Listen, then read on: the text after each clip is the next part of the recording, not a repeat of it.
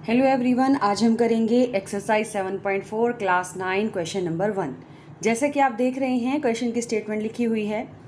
इसके लिए आकृति नहीं दी हुई, आकृति को हम खुद बनाएंगे। हमें क्या दिया गया है? एक समकोण त्रिभुज।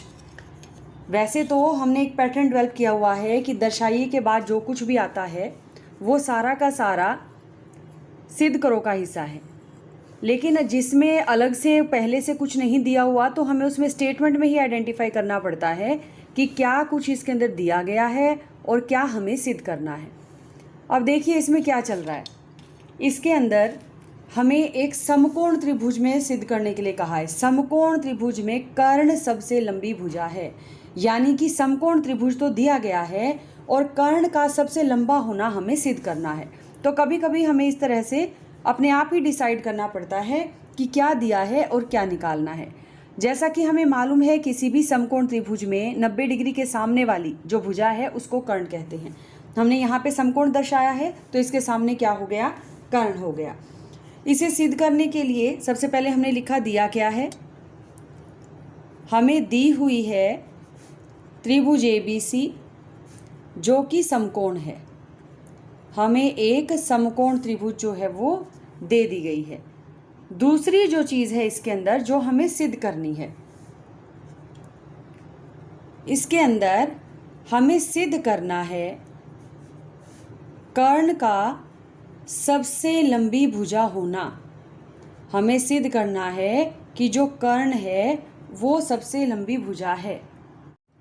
इसको सिद्ध करने के लिए हमने क्या कहा? सबसे पहले हमने कहा कि जो त्रिभुज है ABC उसके बारे में कहा। उसके अंदर जो कोण B है वो 90 डिग्री है। ये चीज़ हमें दी गई है।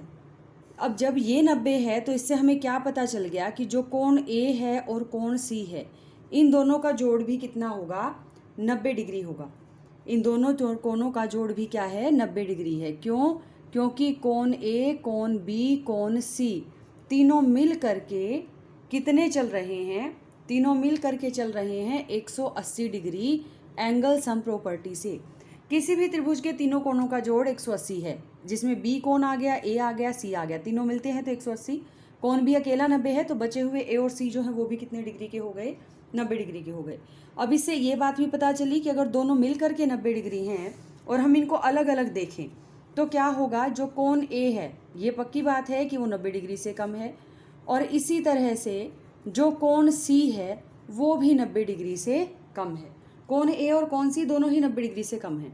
इससे क्या मतलब हमें मिला कि कोण B जो है वो कोण A से भी बड़ा है और कोण B जो है वो कोण C से भी बड़ा है। हमने क्या कहा था? हमने कहा था कि कोण B अकेला ही 90 डिग्री है। ये A और C दोनों मिल करके 90 है और कोण B अकेला 90 है। जब ये अकेला 90 है तो इन दोनों से अलग अलग देखा जाएगा तो ये इनसे बड़ा ही होगा।